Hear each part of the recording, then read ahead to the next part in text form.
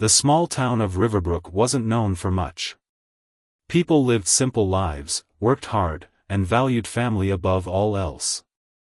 It was in this quiet place that Tom Wilson had spent his entire life. Everyone in town respected him, a hard-working carpenter who had built half the furniture in Riverbrook with his own 2 hands. Tom's wife, Jenny, had been his high school sweetheart. They married young, at just 20 years old, dreaming of the big family they would create together. But life had other plans. After years of trying, doctors confirmed what they had feared: Jenny couldn't have children. The news devastated them both, especially Jenny, who had always imagined herself surrounded by little ones. Then one rainy April night, their lives changed forever. Tom had been working late in his workshop behind their modest 2-bedroom house when he heard a soft knock at the door. Opening it, he found his younger sister Lily standing there, soaking wet, with a bundle in her arms. "I need your help, Tom," she whispered, her voice breaking. "I can't do this." The bundle moved, and Tom realized it was a baby, not even a month old. His niece was tiny, with wisps of dark hair and eyes that seemed too knowing for someone so small. Lily looked desperate, her eyes red from crying. Tom brought them both inside. Jenny came running from the kitchen, gasping when she saw the baby. While Lily warmed up with a cup of hot tea, she explained her situation through tears. She had made mistakes, fallen in with the wrong crowd in the city, and the baby's father was long gone. She couldn't provide for a child, she barely had enough to take care of herself. "Just for a few weeks," Lily begged. "Just until I get back on my feet. Please, Tom." Tom and Jenny exchanged a look. They had so much love to give, a nursery that had never been used, and here was this precious little girl who needed them. That night, they agreed to care for their niece temporarily. They named her Rose because Jenny had always loved roses, planting them all around their small house. And Rose bloomed in their care. The temporary arrangement stretched from weeks into months. Lily would call occasionally, always with a new reason why she couldn't come back yet: a new job, a new apartment, a new start that was just around the corner. As Rose's first birthday approached, Lily's calls became less frequent, then stopped altogether. Tom hired a private investigator who tracked her to California, where she had started a new life with a new boyfriend. When contacted, she admitted what Tom and Jenny had begun to suspect: she wasn't coming back for Rose. "You two are better parents than I could ever be," she told Tom over a crackling phone line. "She deserves the life you can give her." The next day, Tom and Jenny met with a lawyer to begin adoption proceedings. There were papers to sign, home visits to endure, and background checks to pass. But 6 months later, Rose officially became their daughter. The nursery that had waited so long finally had its occupant, and their house became a real home. Rose grew into a curious, bright-eyed little girl who followed Tom everywhere, wearing tiny work boots he had special ordered to match his own. By the time she was 4, she had her own small wooden toolbox that she carried proudly. Jenny taught her to bake and plant flowers, and the 3 of them created a happy, loving family, the family Tom and Jenny had always dreamed of having. As Rose started school, she thrived. She made friends easily, earned good grades, and showed a talent for art that amazed her teachers. Her drawings lined the refrigerator and the walls of Tom's workshop. Tom built her an art desk where she spent hours creating colorful worlds on paper. The years passed peacefully. Rose knew she was adopted. Tom and Jenny had always been honest about that. They told her that her birth mother had loved her very much but couldn't take care of her. Rose seemed to accept this explanation, rarely asking questions about her origins. Until the project in 7th grade. Rose's teacher assigned a family tree assignment. Students were to research their family history, recording information about their parents, grandparents, and great-grandparents. That evening, Rose came home quiet and withdrawn. "What's wrong, Rosie?" Tom asked as she picked at her dinner. We have to do a family tree project, she said, her voice small. But I don't know anything about my real family. Tom felt a pang in his chest. We are your real family, Rose. You know what I mean, Rose said. My birth parents. My blood relatives. I need medical history and everything for the project. Tom and Jenny exchanged looks across the table. They had always planned to tell Rose more when she was older, but they hadn't expected it to come up like this.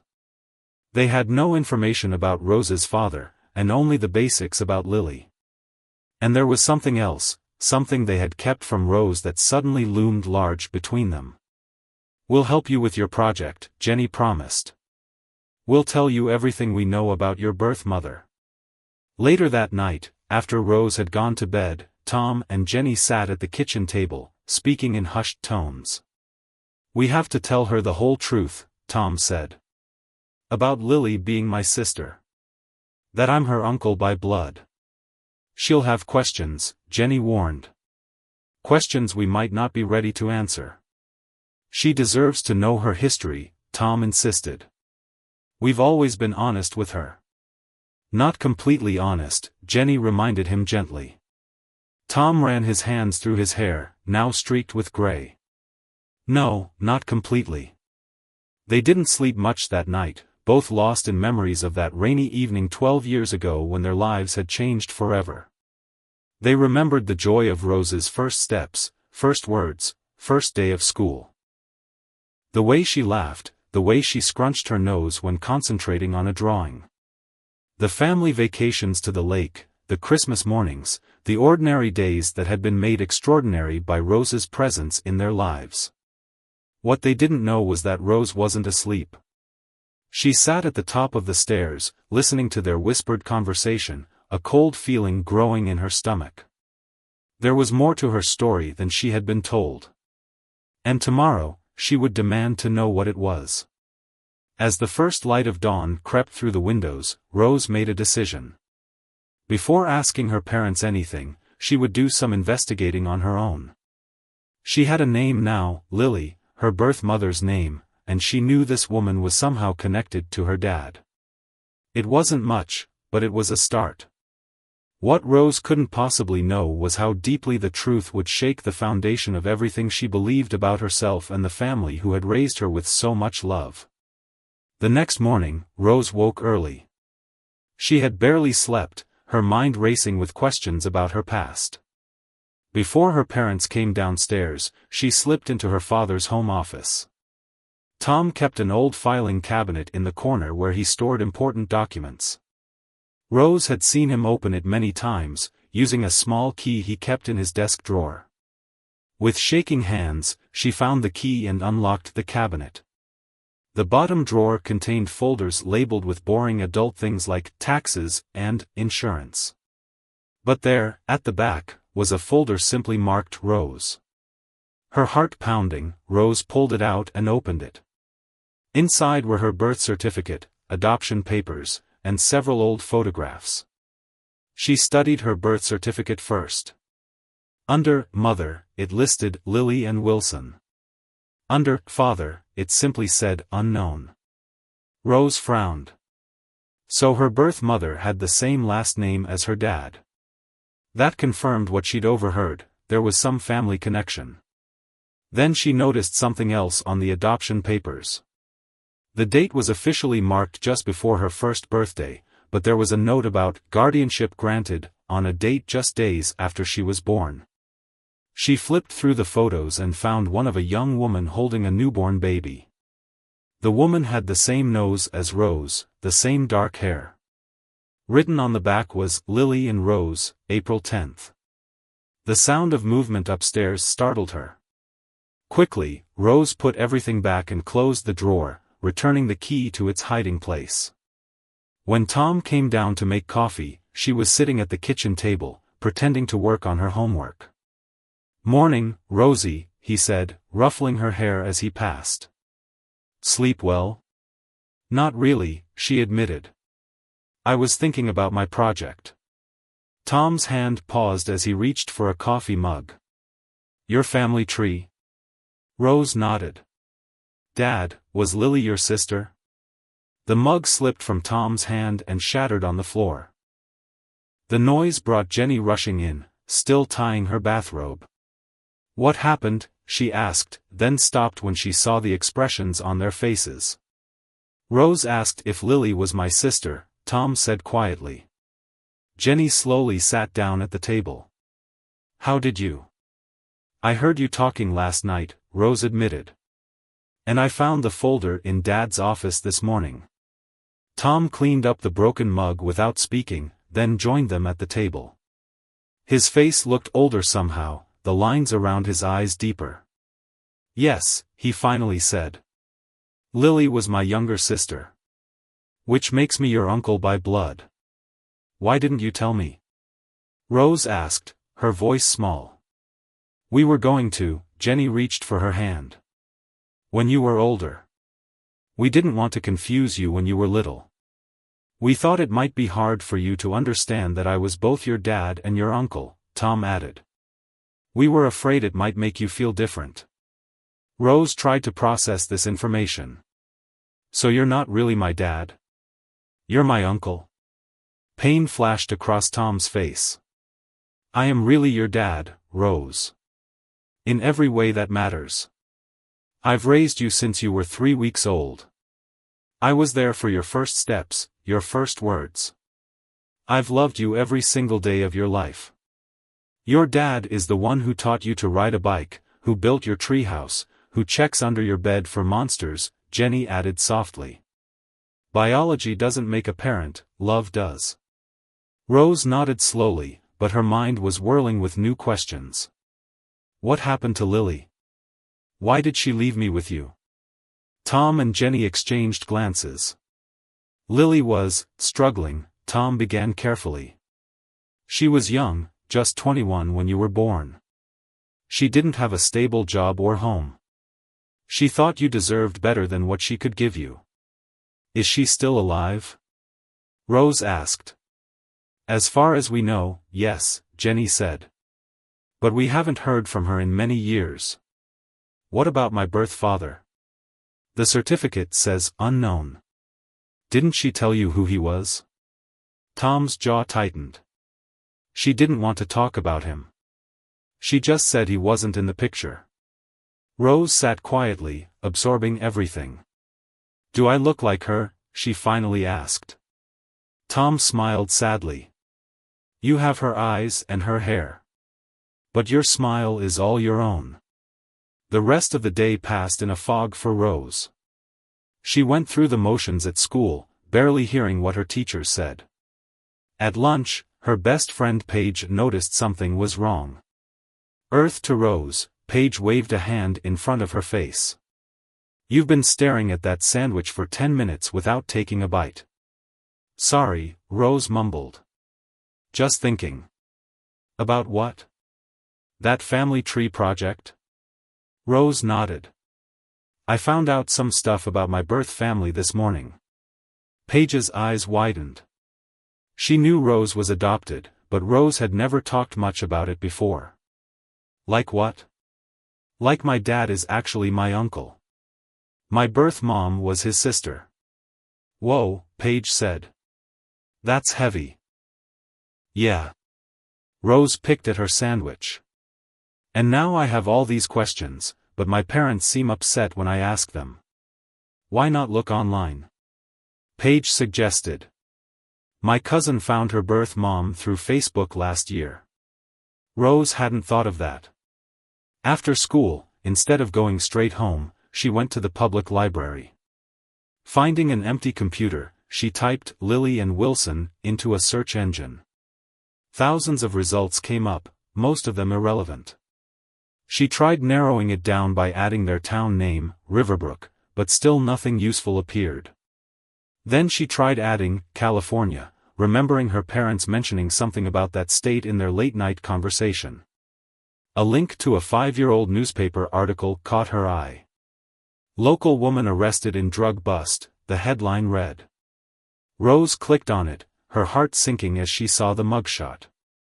The woman had her same dark hair and eyes, though her face was gaunt and her eyes vacant. The article identified her as Lily Wilson, 33, of San Diego. Rose read the short article twice. Lily had been arrested for possession of illegal substances and intent to sell. She had been sentenced to 3 years in state prison. With trembling fingers, Rose did another search, this time for inmate records in California. It took some digging, but eventually she found what she was looking for. Lily Wilson had been released 1 year ago. Rose printed the article and the release information, folded the pages carefully, and tucked them into her backpack. She had more answers now, but they only led to more questions. Why had her mother turned to drugs? What had happened to her after prison? And most importantly, was there more to the story of why she had really given Rose up? As Rose walked home, her phone dinged with a text message from an unknown number. "Hi Rose. You don't know me, but I'm an old friend of your mother's. I hear you've been asking questions about Lily. There's more to the story than you know. Meet me at Westfield Mall tomorrow at 4 p.m. by the food court if you want to learn the truth." Rose stared at the message, her pulse racing. How did this person know she was looking for information about Lily? Should she respond? Should she tell her parents? By the time she reached her house, Rose had made a decision. Some truths you had to discover for yourself. Rose didn't sleep that night.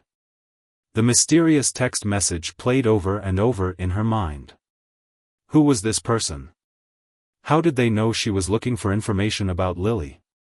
And what was the truth they claimed she didn't know? She considered telling her parents, but something held her back. They had kept Lily's identity from her for years. What else might they be hiding? Besides, they would never let her meet a stranger from a text message. The next day at school, Rose couldn't focus on her classes. During lunch, she showed Paige the message. "You're not seriously thinking of going, are you?" Paige asked, eyes wide. This is like the beginning of every crime show ever. Mysterious stranger lures teenager to mall, teenager is never seen again. It's a public place, Rose argued. The food court will be crowded. I'll stay where people can see me. At least let me come with you, Paige pleaded.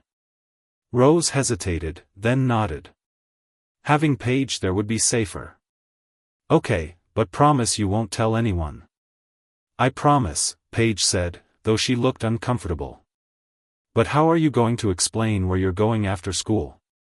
Art club, Rose said. It's Thursday.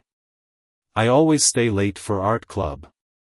When the final bell rang, Rose texted her dad that she'd be home around 5:30 after art club. Then she and Paige caught the bus to Westfield Mall. Rose's stomach churned with a mix of excitement and fear as they approached the food court. What does this person even look like? Paige whispered as they found a table with a good view of the entire area. I don't know, Rose admitted. I guess they'll approach me. They ordered sodas and waited. At exactly 4 p.m., Rose's phone buzzed with another message. I see you brought a friend. Smart girl. I'm at the table by the smoothie place, blue jacket. Rose scanned the food court and spotted an older woman sitting alone, wearing a faded blue denim jacket. She looked to be in her 50s, with graying blonde hair pulled back in a ponytail. She didn't look threatening, but Rose still felt uneasy. That's her, Rose nodded in the woman's direction. Stay here. If anything seems off, call my dad. Before Paige could protest, Rose made her way through the crowded food court to the woman's table. Are you Rose? The woman asked as she approached. When Rose nodded, she gestured to the chair across from her. I'm Nancy. I was friends with your mother a long time ago. Rose sat down cautiously. How did you get my number? How did you know I was looking for information about Lily? Nancy smiled sadly. Small towns have long memories, even when you leave them. I still have family in Riverbrook. My niece works at the library. She mentioned a teenage girl looking up Lily Wilson yesterday. There aren't many teenagers who would be interested in Lily, so I figured it must be you. You still haven't explained how you got my number, Rose pointed out. Your friend Paige gave it to my niece for a group project last month. Small world, huh? Nancy shrugged. Look, I understand if you're suspicious. But I knew Lily before things went bad for her. We were roommates in college. I knew her when she was pregnant with you. Rose's heart skipped a beat. You did? Nancy nodded. She was so excited about having you, despite everything. She used to talk to you all the time before you were born, tell you stories, play music for you. This didn't match what Rose had been told about her birth mother not wanting her. If she wanted me, why did she give me up? That's the thing, Nancy said, leaning forward. I don't think she wanted to. The Lily I knew was determined to raise you herself. She had plans, a little apartment all set up with a crib and everything. Then what happened? Well, that's where it gets complicated. Nancy took a sip of her coffee. Lily had problems, there's no denying that. She got mixed up with your birth father, Dave, who was bad news from the start. But she was trying to get clean, trying to create a stable life for you. Dave. Rose finally had a name for her birth father. What kind of problems did she have? She struggled with addiction, Nancy said gently. It started with prescription pills after a car accident in college, then escalated. By the time she met Dave, she was using harder stuff. He was her dealer before he became her boyfriend. Rose felt sick. This was so much worse than she had imagined. But like I said, when she found out she was pregnant with you, she really tried to turn things around, Nancy continued. She broke up with Dave, started a recovery program, got a job at a local diner. She was determined to be a good mother to you. Then why did she show up at my parents' house and leave me there? Rose asked, confusion evident in her voice. Nancy frowned. Is that what they told you? Rose nodded, an uneasy feeling growing in her stomach. That's not how it happened, Rose, Nancy said quietly. At least, not according to Lily. What do you mean? Nancy hesitated. I'm not sure I should be the one to tell you this. Please, Rose begged. I need to know. After a long moment, Nancy sighed. According to Lily, your Uncle Tom and his wife came to see her shortly after you were born. They offered to help her get on her feet, financially. They even suggested you could stay with them temporarily while she got established. Lily was struggling, barely making ends meet. She thought it might be the best thing for you. Rose tried to process this information.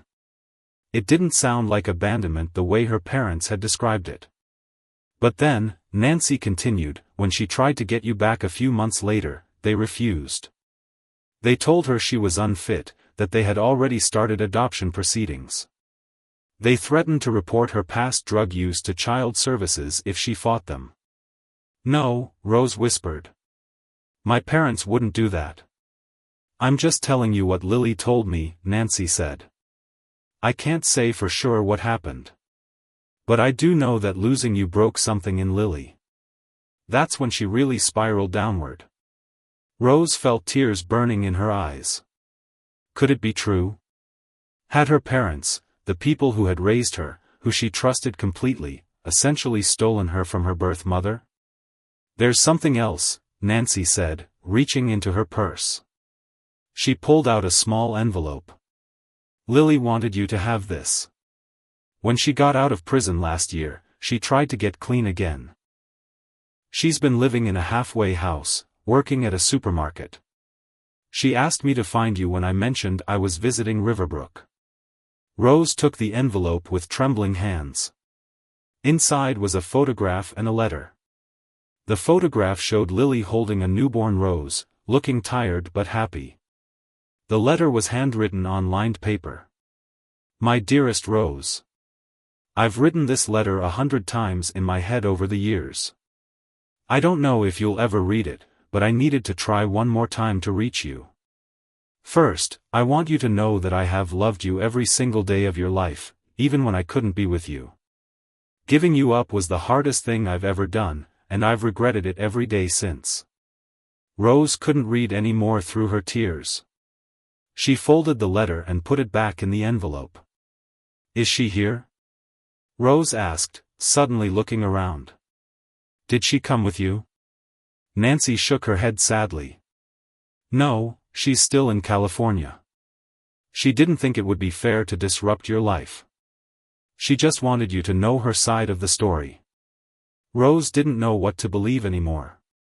The parents she trusted had apparently lied to her for years. But could she trust Nancy and Lily's version of events either?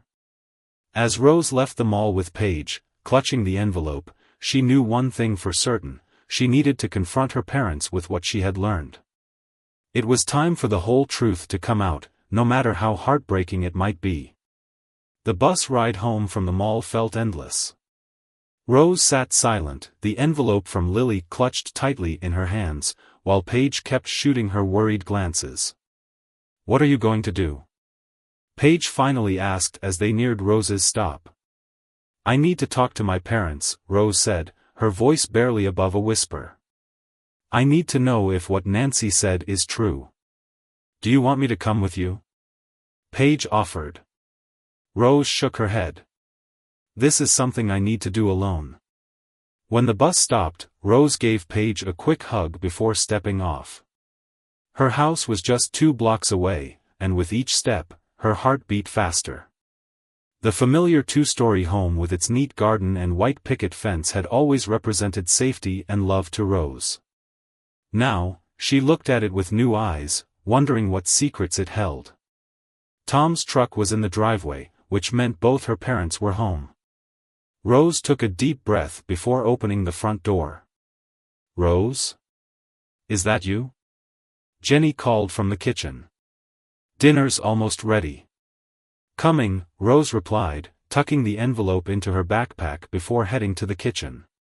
Jenny was stirring something on the stove, while Tom sat at the table looking through bills.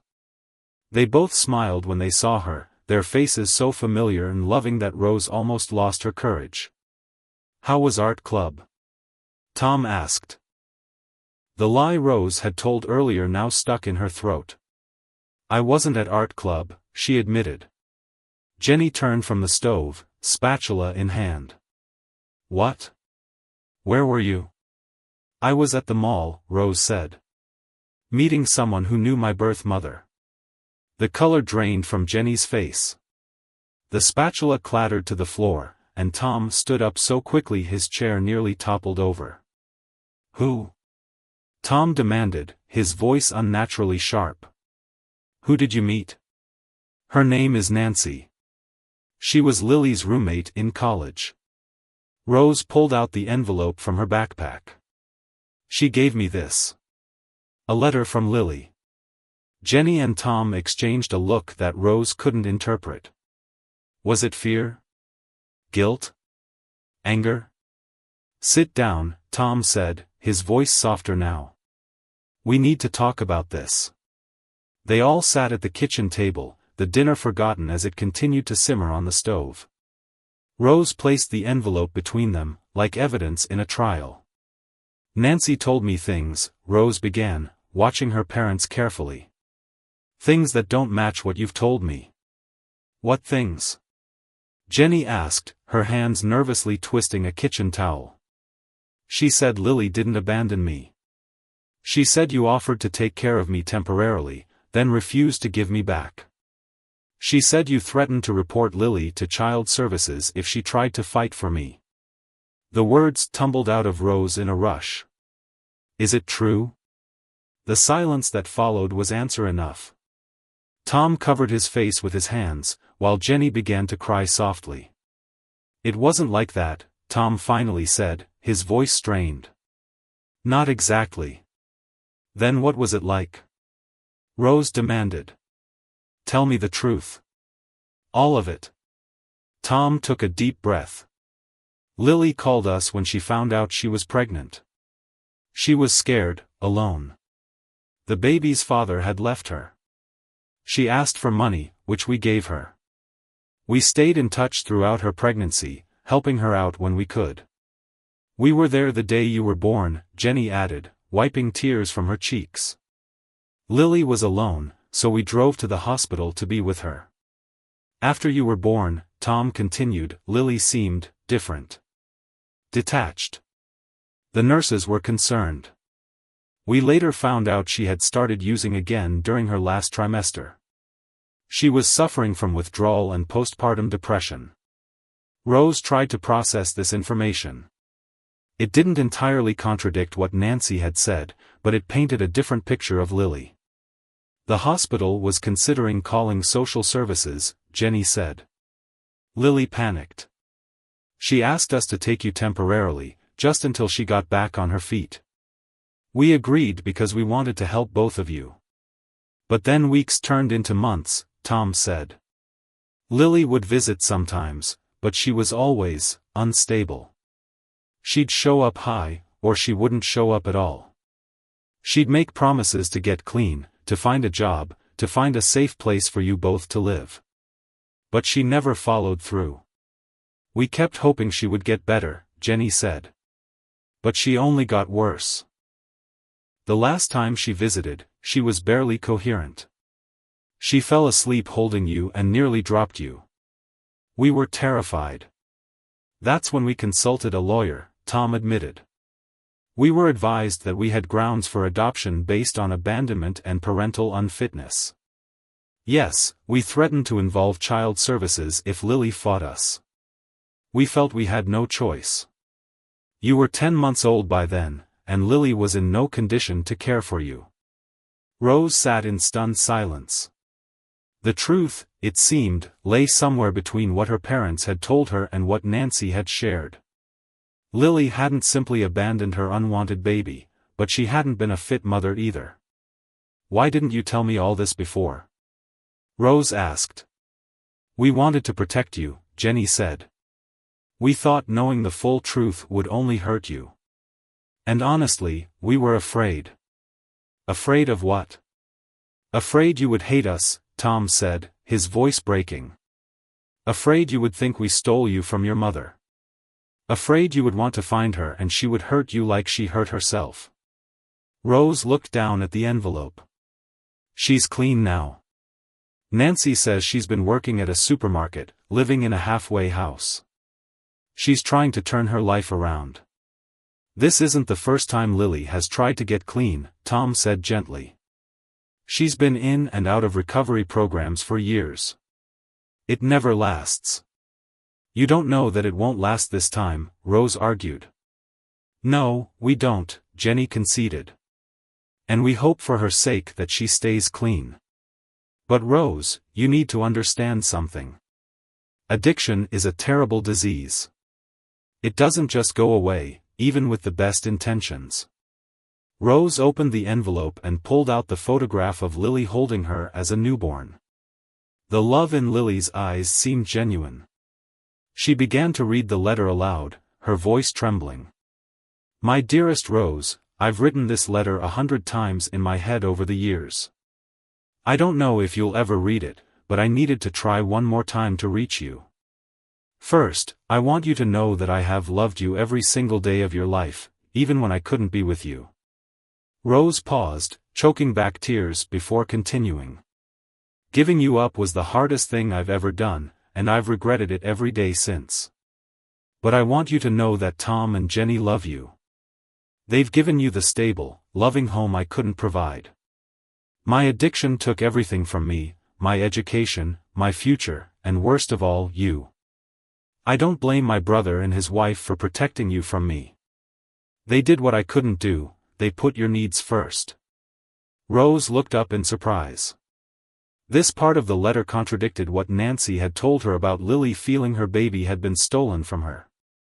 I've dreamed of meeting you again someday, of explaining everything to you myself. But I know that might not be possible, or even what's best for you.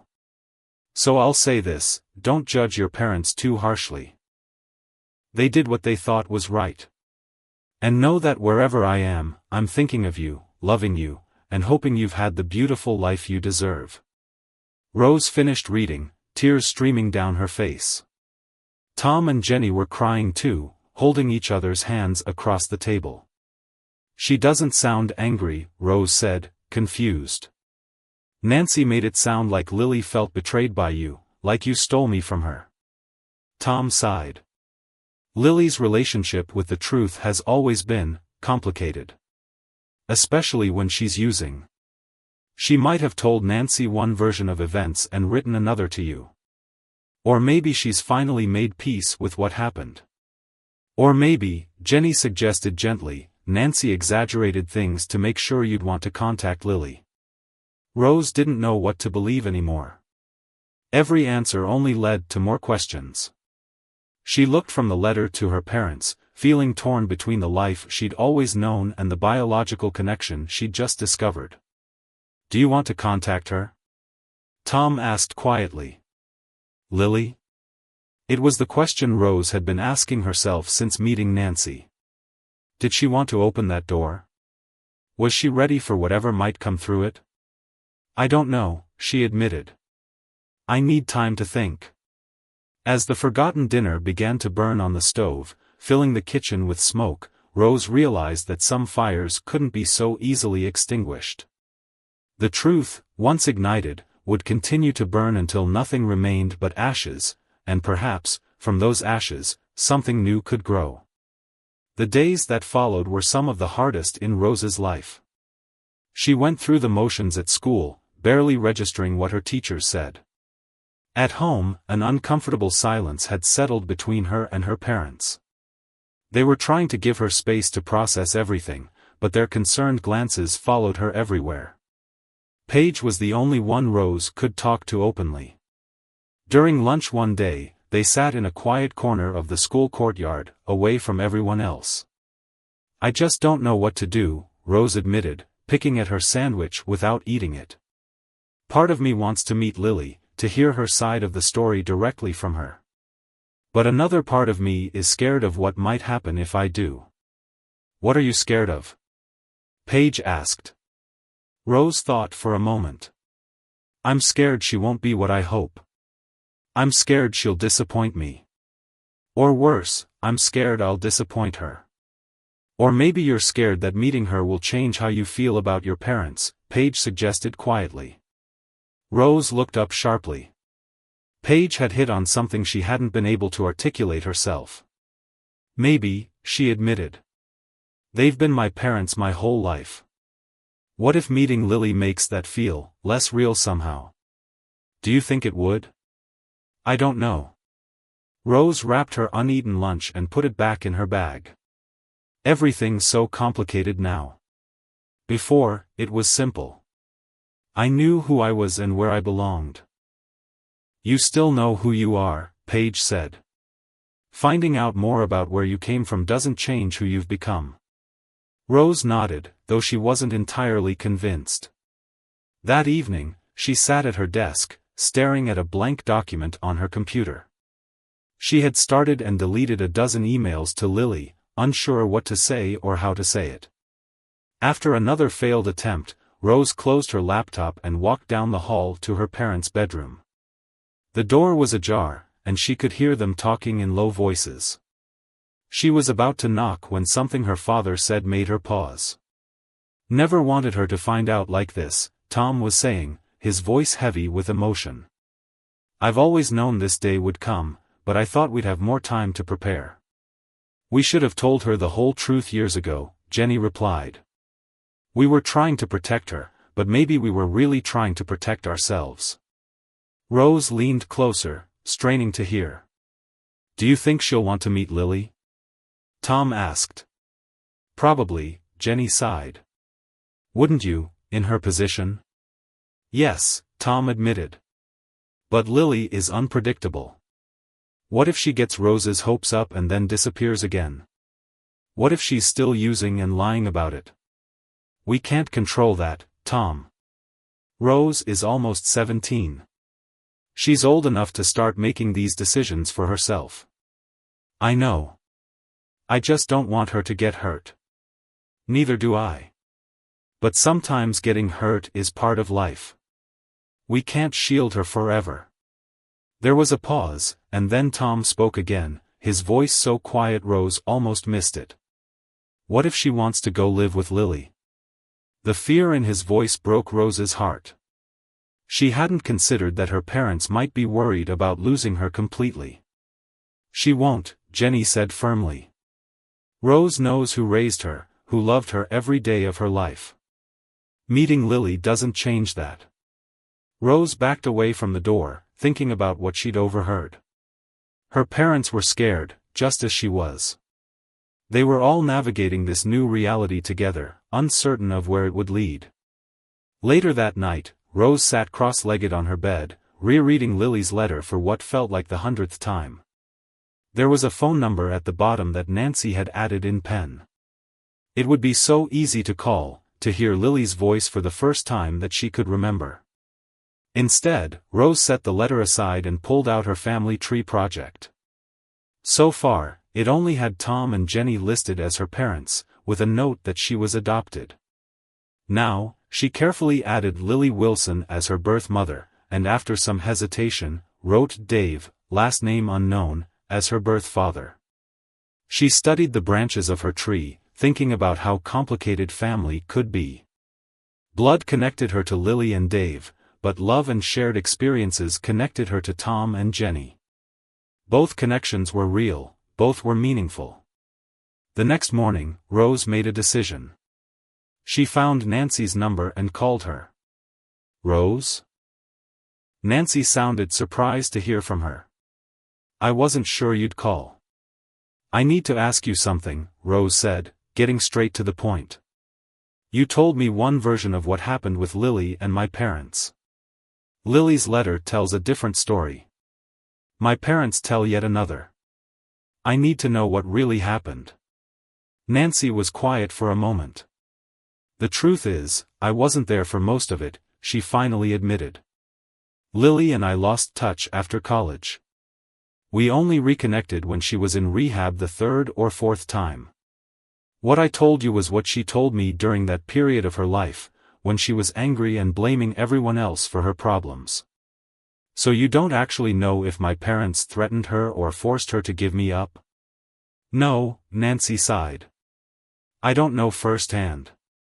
And to be fair, Lily's version of events has changed over the years. When she's using, she tends to see herself as the victim. When she's clean, she's more willing to take responsibility for her choices. Rose processed this information.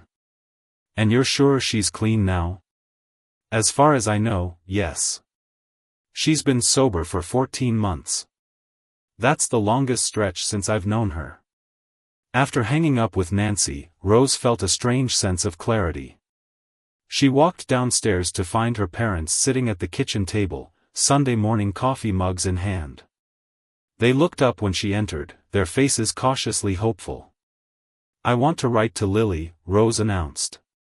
Not meet her yet, just exchange letters or emails first. And I want you both to be part of the process. The relief on their faces was immediate. Tom pulled out a chair for her. We'll support whatever you decide, Rosie. I know, she said, sitting down. And there's something else I need to tell you both. She took a deep breath. No matter what happens with Lily, you're my parents. That's never going to change. Jenny's eyes filled with tears, and Tom squeezed Rose's hand. We know this hasn't been easy for you, Jenny said. Finding out about Lily, learning that we kept things from you.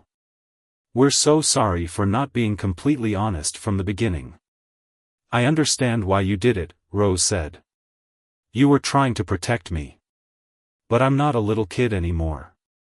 I need to know my whole story, even the painful parts. Tom nodded.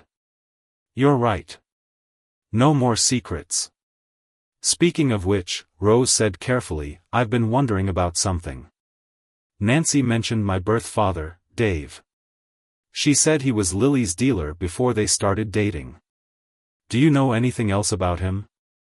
Tom and Jenny exchanged a look that made Rose's stomach tighten. There was something else they hadn't told her. We met him once, Tom said reluctantly. When Lily was about 6 months pregnant. He showed up at her apartment when we were visiting. What was he like? Rose asked, not sure she wanted to know the answer. He was.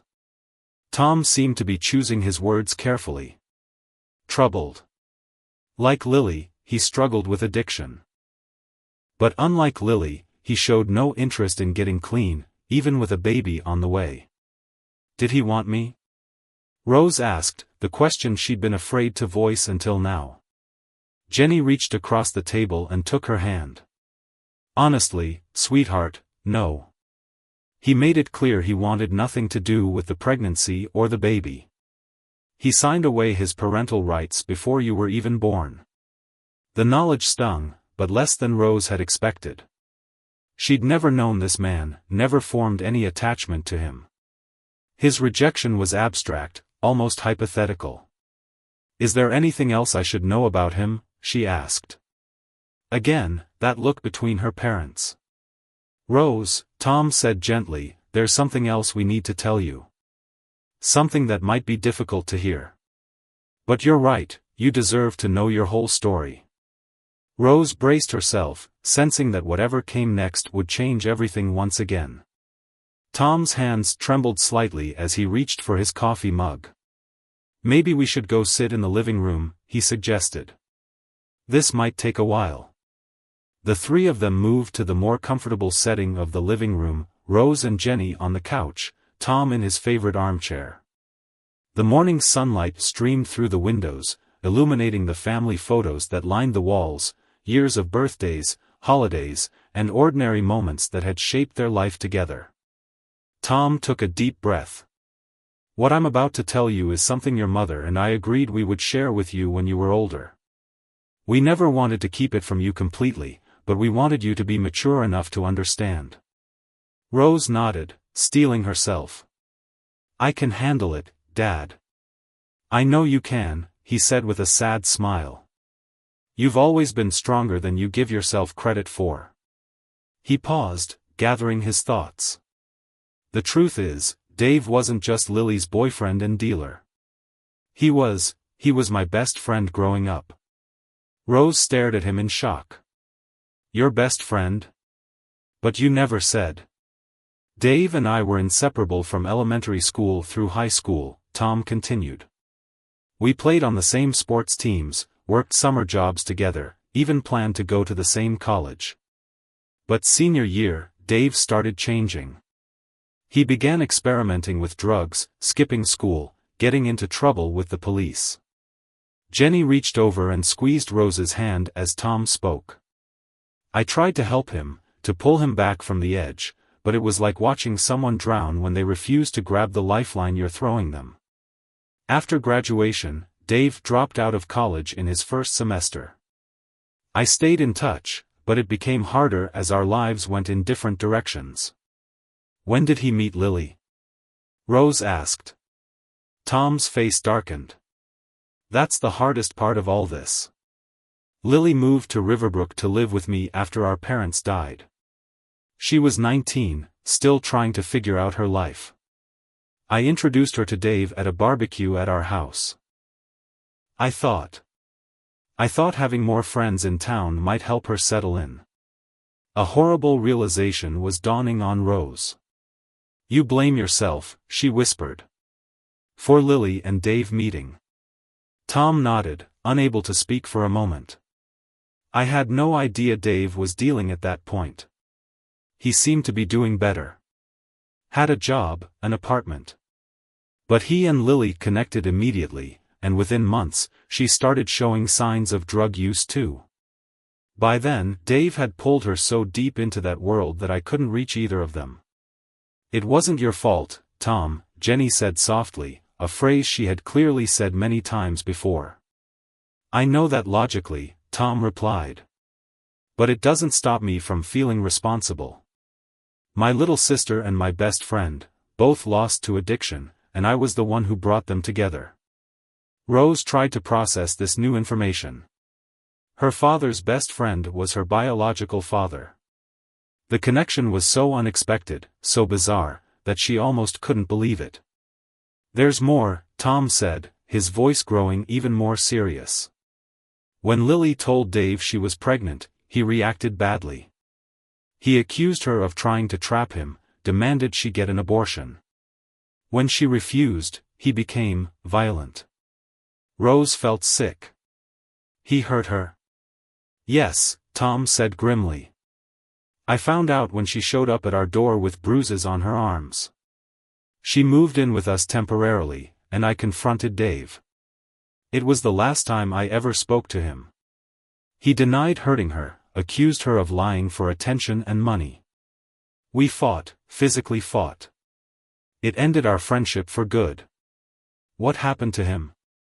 Rose asked, not sure if she wanted to know the answer. He left town shortly after that. We heard rumors over the years, that he was in prison in Nevada, that he'd moved to Alaska, that he'd died of an overdose. Nothing confirmed. The last somewhat reliable information we had came about 5 years ago. A mutual friend ran into him in Seattle. He was still using, still dealing, still destroying everything and everyone around him. Rose sat in stunned silence, trying to reconcile this violent, damaged man with the fact that half her DNA came from him. It was a disturbing thought. I want you to understand something, Rose, Tom said earnestly. When Lily brought you to us that night, when I saw you for the first time, none of this mattered. Not who your biological father was, not the circumstances of your birth. All that mattered was that you were my niece, my sister's child, and you needed a home. His voice broke. And from the moment I held you, you were my daughter in every way that counts. Tears streamed down Rose's face. Why didn't you tell me any of this before? We were trying to protect you, Jenny answered. How do you tell a child that her biological father was a violent drug dealer who wanted her mother to terminate the pregnancy? That her biological mother fell into addiction partly because of her uncle's best friend? It's a heavy burden to place on young shoulders. Rose understood their reasoning, even if part of her still wished they had been honest from the beginning. Does Lily know you're telling me all this? Tom shook his head. No. We haven't spoken directly to Lily in years. But if you decide to contact her, you should know that she might have a different perspective on all of this. Memory is subjective, especially when it's clouded by addiction and trauma. Rose nodded, feeling overwhelmed by everything she'd learned. She stood up suddenly. I need some air. I'm going for a walk. Do you want company? Jenny asked, concerned. No, Rose said. I just need to think. Outside, the spring air was crisp and cool against her tear-stained face. Rose walked without direction, letting her feet carry her through the familiar streets of the only home she'd ever known. Her mind was a tornado of thoughts and feelings, anger at being kept in the dark for so long, sympathy for her father's guilt, horror at the violent man who had contributed to her existence, and overwhelming gratitude for the parents who had chosen to love her despite the complicated circumstances of her birth. By the time she reached the small community park, Rose had made a decision. She sat on a bench and pulled out her phone, scrolling to find Nancy's number. When the woman answered, Rose spoke without preamble. I need to talk to Lily, she said. Not in person yet, but on the phone. Can you arrange that? Of course, Nancy replied, sounding surprised but pleased. When? Today, Rose said firmly. It's time I heard her side of the story. 2 hours later, Rose sat on her bed, her bedroom door closed for privacy, her heart pounding as she waited for her phone to ring. When it finally did, she answered with a shaky, hello? There was a slight pause, then a woman's voice, soft, hesitant, with a slight rasp. Rose? Is that really you? Something in the voice resonated deep within Rose, like a memory she couldn't quite grasp. Yes, she replied. It's me. Oh my God, Lily breathed, emotion thick in her voice. I can't believe I'm finally talking to you. You sound so grown up. I'm 16, Rose said, not sure what else to say to this stranger who was her mother. 16, Lily repeated, as if trying to process it. I've missed so much. An awkward silence fell between them. There were too many things to say, too many years to bridge in a single phone call. Nancy said you got my letter, Lily finally said. Yes. And I've learned a lot from my parents too. About you, about Dave, about everything. Lily was quiet for a moment. I'm sure they've told you some hard truths. I won't deny any of it. I made terrible mistakes, Rose. Mistakes that cost me the most precious thing in my life, you. The raw honesty in Lily's voice touched something in Rose. I have questions, she said. I'll answer anything you want to know, Lily promised. Complete honesty. You deserve that much. Rose took a deep breath. Tom told me about Dave. That he was Tom's best friend, that he hurt you, that he wanted you to get an abortion. Yes, Lily confirmed quietly. That's all true. So when I was born, you really did want to keep me? You weren't just planning to leave me with Tom and Jenny from the start? Oh, Rose, Lily's voice broke. I wanted you more than anything. You were the one good thing in my life, the reason I tried to get clean in the first place. But wanting something and being capable of it are two different things. Rose closed her eyes, finally allowing herself to believe that her birth mother had truly loved her, had truly wanted her, despite everything else that had gone wrong. Tom says you came to their house and left me with them when I was just a few weeks old. There was a long pause. That's partially true, Lily finally said. But it wasn't as simple as that. Rose's grip tightened on her phone. What do you mean, not as simple as that? She asked, her heart racing. Lily took a deep breath audible through the phone. After you were born, I tried so hard to be a good mother. I stayed clean throughout my pregnancy and for the first few weeks of your life. Tom and Jenny were supportive, they visited often, brought supplies, helped me figure out how to take care of you. Rose could hear the emotion in Lily's voice as she continued. But postpartum depression hit me hard. I was overwhelmed, exhausted, and constantly afraid I would fail you. And Dave, he started showing up again, claiming he'd changed his mind, that he wanted to be part of your life. I was vulnerable and lonely enough to believe him. What happened? Rose asked, dreading the answer. One night, when you were about 3 weeks old, Dave came over. He seemed different, agitated, desperate. He said he needed money. When I told him I didn't have any, he started looking around the apartment for things to take. We argued, and he saw you sleeping in your bassinet. Lily's voice broke. He picked you up, roughly. You started crying. He threatened to take you, said that if I wanted you back, would have to get him the money he needed. I panicked. We struggled, and he almost dropped you. Rose felt sick imagining the scene, a helpless infant caught between two desperate adults. Somehow, I got you away from him. He left, but I was terrified he'd come back. I called Tom right away. He and Jenny came over immediately. They could see I was falling apart. Tom suggested you stay with them for a few days while I pulled myself together. So they didn't take me against your will, Rose said. No, not initially, Lily admitted. I agreed it was safer for you to be with them. I was going to use that time to change apartments, get away from Dave.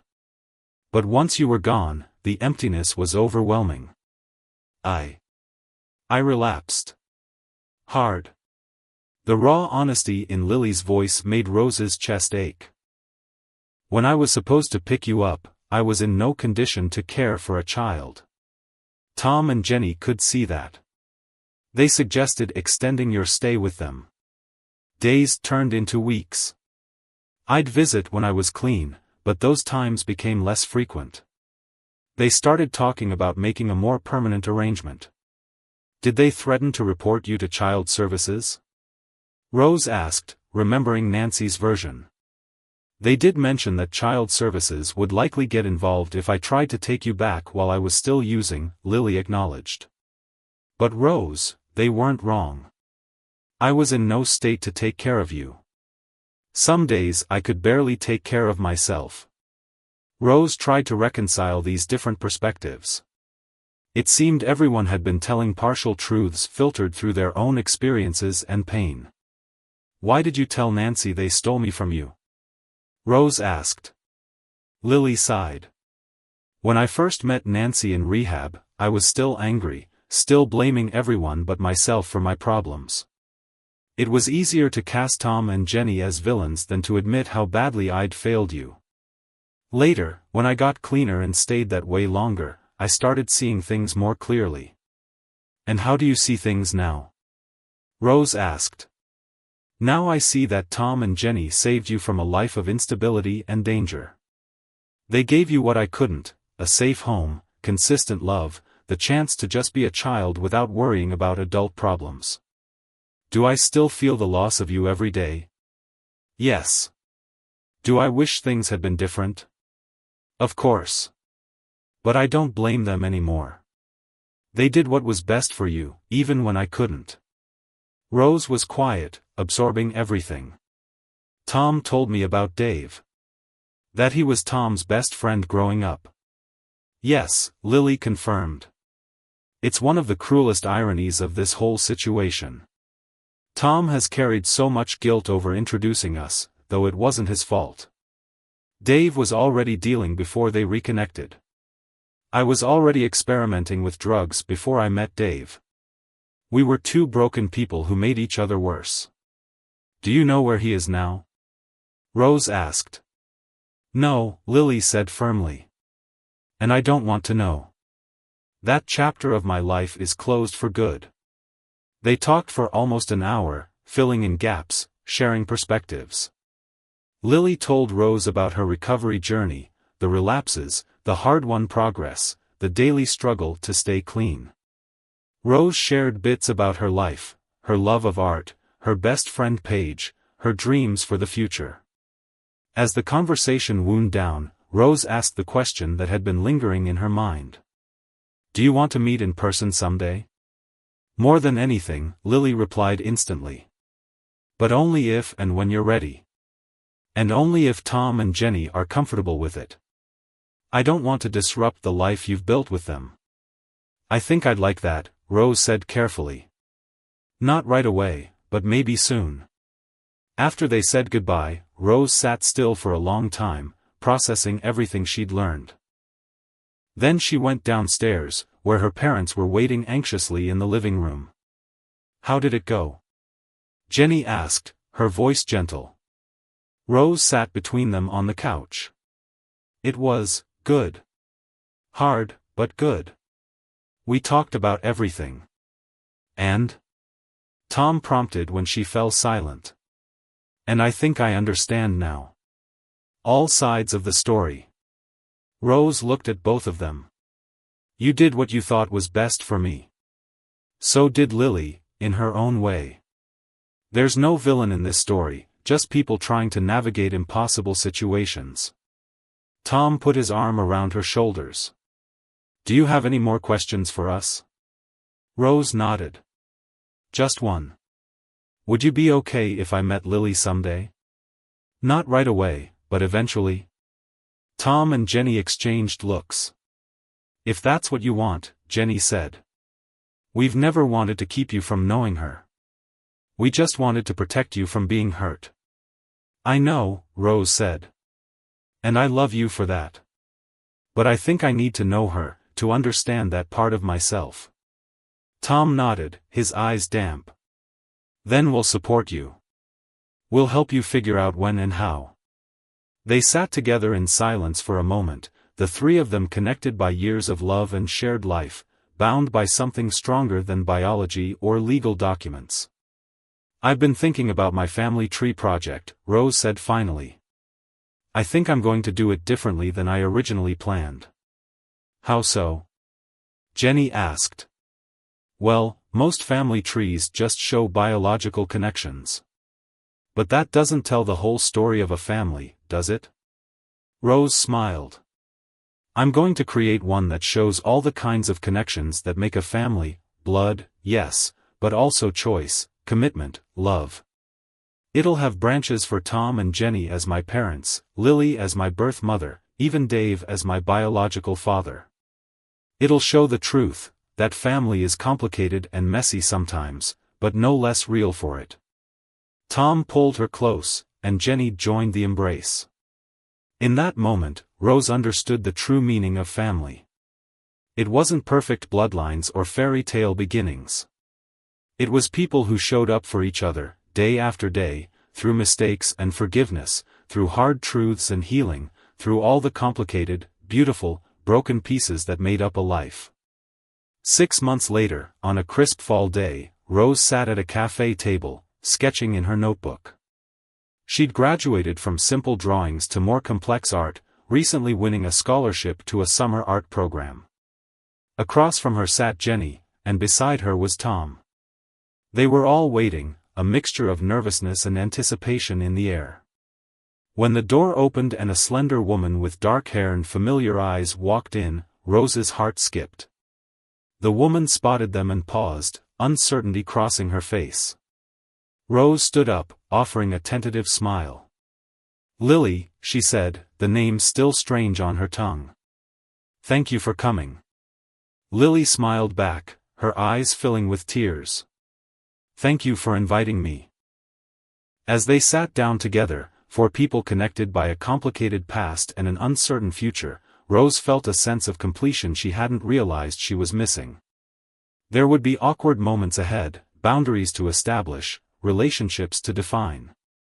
But for now, this was enough, the chance to know her whole story, to incorporate all its threads into the person she was becoming. Tom caught her eye across the table and gave her a reassuring nod. In that moment, Rose understood the heartbreaking truth that had shaped her life: sometimes the greatest love involves the greatest sacrifice. Tom had raised her as his own, knowing the painful circumstances of her birth, carrying the burden of his own complicated connection to her origins. He had given her everything, asking nothing in return except the chance to be her father. That knowledge wasn't heartbreaking anymore. It was healing, the final piece that made her story complete.